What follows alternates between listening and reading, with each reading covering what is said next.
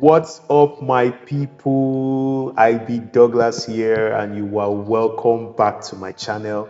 Woo! We have reached over 85 subscribers. Jesus, this is huge. Yeah, I said it before. We are going to be celebrating every single milestone we make, no matter how small it is. Our days of beginnings, and even as we continue to progress and go further, we will keep celebrating. And I couldn't have gotten to this point without you. Yes, you. Your love, your support to this channel has been of great help, and I really want to say thank you so much. Virtual hug. Thank you so much for your love and also supporting this channel. The shares, the feedbacks, the comments, everything has been amazing. I give God all the glory, and I also want to say you guys are amazing. Honor the heart. Yeah, so if you are new to this channel, do well to hit that subscribe button and turn on post notifications for future videos. New videos drops every Saturday. Every Saturday, a new video drops, right? So turn on those post notifications so that you'll be among the first people to receive updates when my video drops on Saturday. All right. If you haven't checked out the poster breakdown design playlist, do well to check it in the description below or also on the screen. Yeah, so you can watch and catch up on the previous poster designs that we have done. All right, so in today's video, I'll be showing you guys how I was able to achieve this birthday design poster. Yeah, of my mom, my beautiful, loving, sweet mom. So I'll be showing you guys how I was able to achieve this poster. We're not going to waste so much time. I'm not going to bore you guys, but trust me, this is going to be a very interesting one. Very simple and a very interesting one. All right, so without much ado, let's get to it. So I'm going to turn off my artboards. Let's turn off artboard 2, and we're going to stay with artboard 1. I'm going to turn off everything here, and we're going to start from the scratch.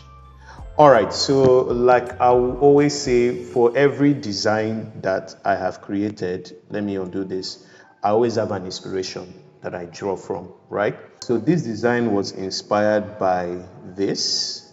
Yes, you can see. Yeah, this design was inspired at this. Shout out to my boss, who is a very amazing designer. We call him the abstract designer, Nana Multimedia. Check him out on Instagram at Nana Multimillionaire, Nana_multimillionaire. You can also still check him out on YouTube. I spoke about him in my previous video. He is one of the amazing designers I always look up to for inspirations whenever it comes to design generally, most especially when it comes to birthday designs. Yeah, I get so much inspiration from him. So do well to check him out on Instagram and follow him. Do well to also check out his YouTube channel. He drops amazing videos as well. Yes, this is designers supporting designers. That's how it is. So yeah, I got inspiration from this. As you can see, some elements that are similar to what we are seeing here. All right, so let's get to it. So I'm going to turn off my layers. I'm going to turn off my layers now. Start from scratch. And first layer was my gradient. Like I said, my background colors are inspired from the images. I pick my colors from the images, or I pick colors that complement the color of the images. So you can see this background. This is like my gradient, where I picked the color like a pink and very bright whitish yellow, right? Those colors were picked from the image, which you're going to see as we progress. So this is my gradient, and then I added a pattern. Now this pattern is in black and white, so I'm going to remove the black and white. Sorry, I locked it. I'm going to remove the black and white, then going to put it to normal and increase to 100%. So this is how the original background is. I got this background too from Pinterest. You could just search for, I think, sunlight backgrounds. Yeah, I think sunlight backgrounds. You definitely see things like this. Just search for sunlight backgrounds. You see things like this and things similar. So Brought it here. I always, before I insert my blend mode, I always convert my image, my backgrounds to black and white, and then scrolling through my blending options, and I chose vivid lights, so it was able to properly blend with the background, and then I gave it a 53%. Yeah, so gave me that, and then I added a flowery background to it. So the flowery background was inspired by the dress of the image, which I'm going to show you as we progress, right? You'll see that same thing here. I converted it to black and white, and this is the original image though. Yeah, this is the original image, the flowery image. So converted to black and white. If you want to convert an image to black and white, if you do not know, once you just select, you can just come to image here, and you go to adjustments. When you go to adjustments, you see this black and white option. There's a shortcut for it, which is Alt Shift Control B. So I always make use of my shortcut because it helps me achieve that the work faster. So I could just do my Alt Shift Control B. So let me activate my keys. So I could just do my Alt Shift Control B, and on that particular layer though, you have to select that layer and Alt Shift and everything, and it turns to black and white. I do not actually make any adjustments here. Once I turn it to black and white, I just go with this, and then I work on my blend mode. Okay, so I did that, and then I chose the overlay, and I reduced it to 17%. Yeah, so that, yeah, it's just going to add beauty to the already existing pattern and background. Okay, next thing I added was this picture.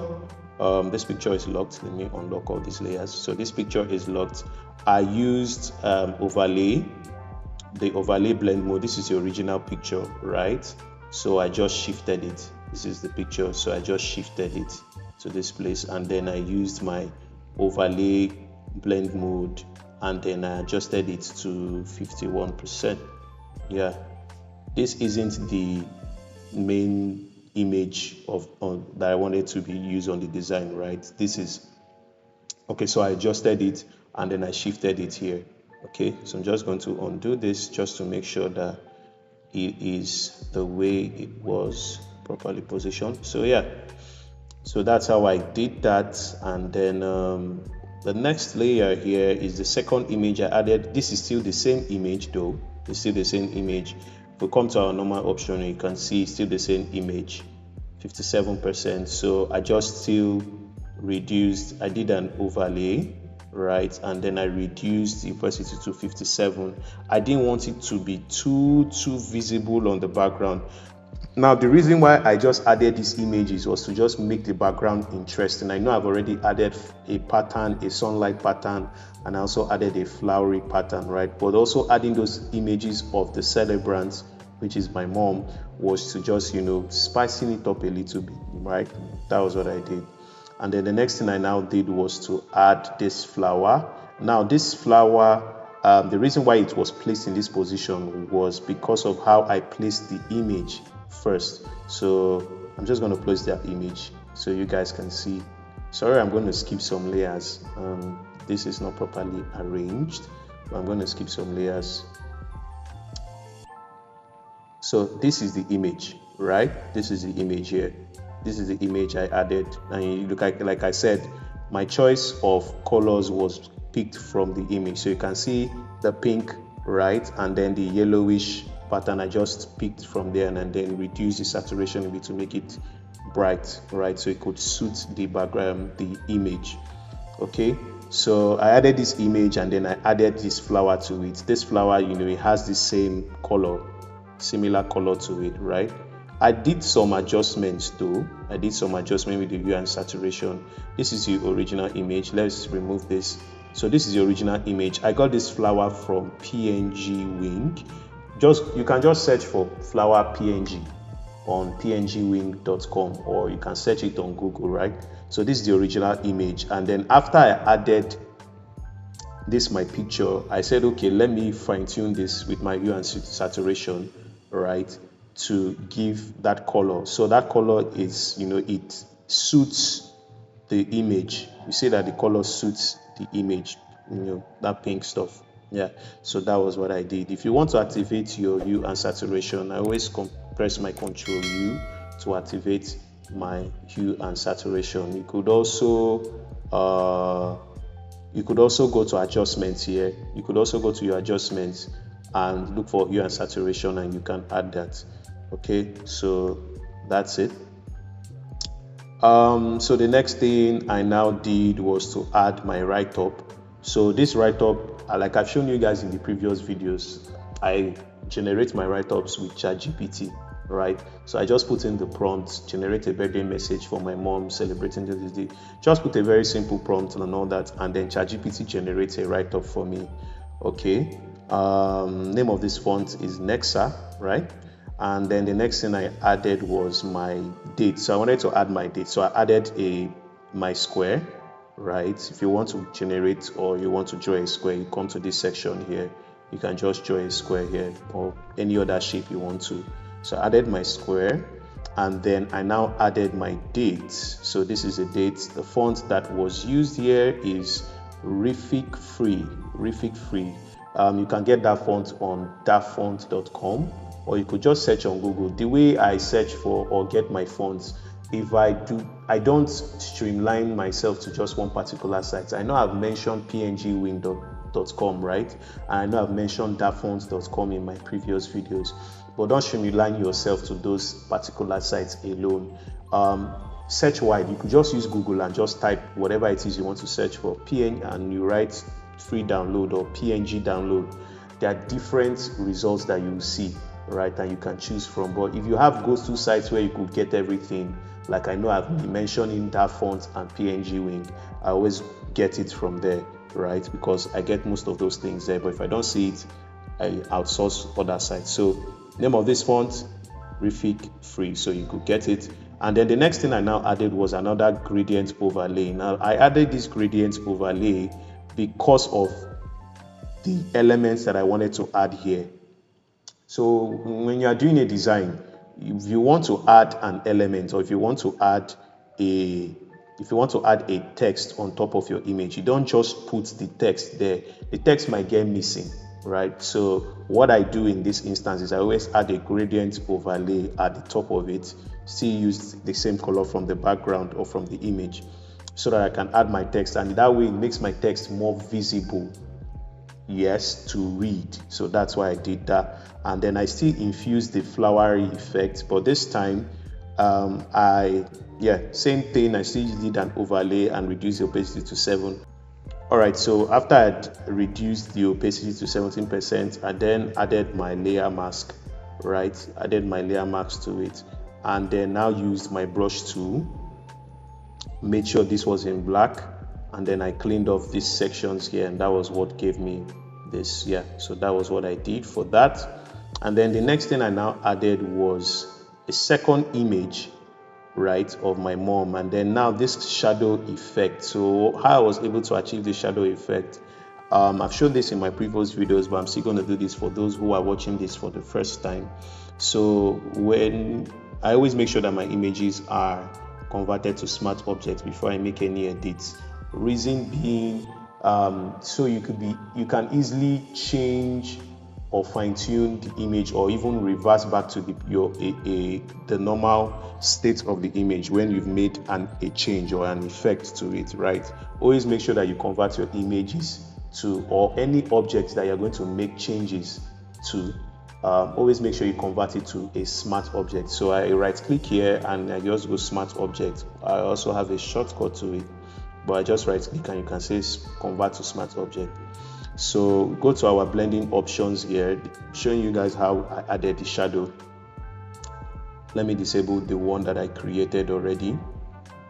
So this is the image. I right click on that layer, go to convert to smart object, which I have already done before. All right, so go to blending options and then just move this here a bit. We'll go to drop shadow. Now you see that there is a shadow that is already displayed here. Could shift it. This is like your opacity to determine how visible or how faint it's going to be, right? And then this is your distance. So if you really want to move like this thing outside, sorry, just going to maintain this one. If you want to move it outside, if you want to move this your shadow outside the image, what I did was you hold your control button, and then you can shift the shadow outside of the image. Just hold your control button and shift the shadow outside of the image. So that was what I did. I shifted my shadow outside of the image, right? And then I hit my OK button. Now my shadow effect has been added, right? But I want to separate. You see, if I move like this, it goes with the shadow. So I want to separate my shadow from the image. So what I just do is, as my layer is already selected, right? I will go to layers. I will go to layer mask.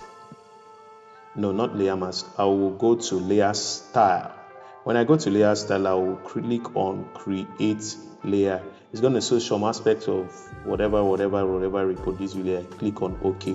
What it's going to do is now going to separate my drop shadow from the image. So you see that I have my drop shadow here now. My move tool, I can move my drop shadow or the shadow of my object separately from the image. So you can see the image here, and you can see now the shadow or the drop shadow of that image has been separated. So that's how I was able to achieve that. And so the next thing I now did, let's move this here, was to now give it like a perspective view of the image. So it looks like as if her position, the way where she's facing, looks like a sun shining on her, right? And so the reflection at the back of her, yeah, from the sun, that's just what I was trying to just let people know, right? That where she's facing is like a sun or a light rays shining on her, and then her reflection is viewed in that position. So what I'll just do here is to just take my arrow here to click, and automatically my transform tool comes up. Now this is how you know when your transform tool comes up. Now this is your movement, right? You just come, when you just take your arrow here and it shows this up and down arrow, once you just click on it, you see these options that comes up here. It just shows you that your transform tool is there. And to also be sure that your transform tool has been activated, you can right click and you see these options. Once you right click and you see these options, right, your transform tool is already activated. So you can rotate, scale, skew, distort, do perspective, whatever it is you want to do with the shadow. What I chose was the distort option. So I just adjusted this, brought this down a bit, bring this down a bit, shadow, just move this a bit. So this is me just adjusting the shadow to give it this kind of perspective look, right? You just have to do this properly. So I'm just going to bring this down. I'm just going to increase this guy, bring this guy down a bit.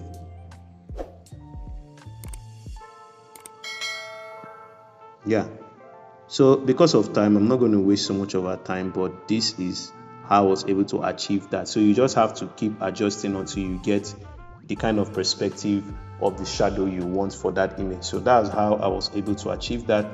I'm going to delete that with my backspace, bring that up. So then you just work on that, and then you can now reduce opacity. I reduced the opacity of it though, right? So I just reduced the opacity to 22 after I'd made the certain adjustments to it. So that's how I was able to achieve that, and then I grouped it. And then the next thing I now did was my text. Now this text, I didn't want it because of, like I said, where I drew the inspiration from. I didn't want my text to just be written normally. By the way, the name of this text is Activists with an S. So still check this out on that font, or you could just search online on Google Activists free font download or font download. You see it there and you get it. So I didn't want my text just to be normal, so I added a text effect. I downloaded this text effect. This is the text effect I now got, like let's zoom in so you guys can see. It's like a shiny kind of text effect, like I won't say glowy, but I'll say shiny. A shiny kind of metallic text effect. I added hue and saturation to this. So this is like let me remove and show you guys the original color. Let's remove this completely. This is it. So it's like a gold text effect. I got this text effect from FreePic as well. Just search for gold text effects, and you, in the results, you definitely find out this kind of text effect, right? This gold text effect. There are so many gold text effects online. So I got this gold text effect, right? And then next thing I now did, I added my hue and saturation, and then I used my camera raw to make some adjustments. Yeah, I made some adjustment to make it pop out a little bit, right? You could see that the color that I added was also picked from the background. So I didn't want it to, like, it's bringing unism. I just needed my design to be in unism. And that's one of the things you also need to take note to when you're creating designs. Always try to make sure that there is unity in your designs. There is not something that looks a little bit off, except maybe that's what you want to achieve. But yeah, so I had to add that hue and saturation to it, and that's how I was able to achieve the text effect and that color. And then I still added like my brightness and contrast to reduce it, because it is a little bit too bright for the background. I reduce it. Excuse me. This is where you add your brightness. You go to adjustment, your adjustment panel, and you go to brightness and contrast, and then you can now, once you just click on it, automatically it's added on that layer, and then you reduce, increase. But when you do this, it will affect the entire design. So what you do is you just have to make sure that you clip mask it on that layer that you want it to be only affected on, right? So let me turn this off. So let's say we've made some adjustments, right? Or we've made some adjustment to this. We want it to be dark and all this, but we don't want it to affect the entire design. So what I'll just do is, my brightness is still here. I will hold my alternate key, come to the layer that I want to power clip. Sorry, this one is already power clipped. This is already, I said power clipped, force of habit, Coral Draw user. I don't expose myself. Yes, I'm a proud Coral Draw and Photoshop user. Yeah. So I'm bringing this guy down, and it has to be like this place here, close to the image or close to the layer. Just hold your alternate key. This kind of arrow pops in, and this is the clip mask. This is the clip mask option, right? And you just clip mask, and you see that thing, the effect has now been fine-tuned to just focus on that text alone, right? And now if I start making any adjustment to it, you see it only affects the text. So you can see I'm increasing brightness, decreasing it, increasing it. I see it's only changing on the text alone. Okay, so that's how I was able to achieve that. You can remove this guy, you can remove it entirely, and just add the one that I use. So that's how I was able to achieve that. Sorry, let's click mask this guy. If you want to click mask, if you don't want to use your alternate key, which I doubt, there's nobody who would want to use a shortcut, who don't want to use a shortcut. So all you just do here, you just come here, you will say create clipping mask, and then it will just automatically clip mask this layer into that object. So whenever you want to clip mask something, right, into another, make sure that the layer that you want to clip mask into, the second layer, is above it. Okay, let's zoom out a little bit so we could see this guy properly. Yeah, so the next thing I now did was to add a happy birthday text to it. The name of this text, let's see, American Signature. So do want to check it out online. Added a little drop shadow effect to it. When I left it like this, if someone looks at it from a distance, it might not be you could see it. If you're a younger person, you could see it, but old people might not be able to see this vividly or very well. And so I added a drop shadow to it, knowing that, I'm designing this for my mom, so I also need my mom to see. So I also had to add a drop shadow to, pop out the happy birthday effect. Yeah. And then the next thing I then added was a gold ribbon. I got this ribbon. Sorry, I already added my effects and all that. So I got this gold ribbon from PNG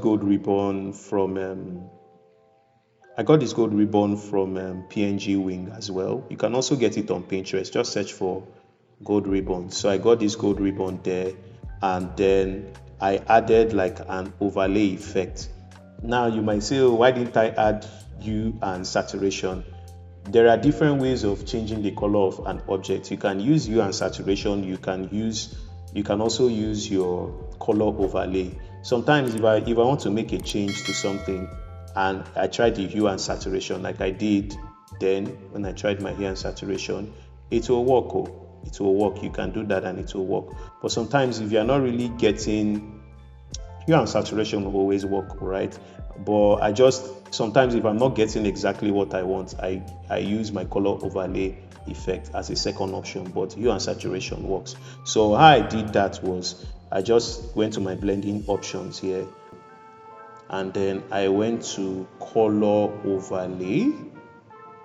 Now I picked the color already, that is from this place. I picked this was where I picked my color, and then I tried different blending options. If you use normal, this is how it's going to look like a cartoon, just a still image.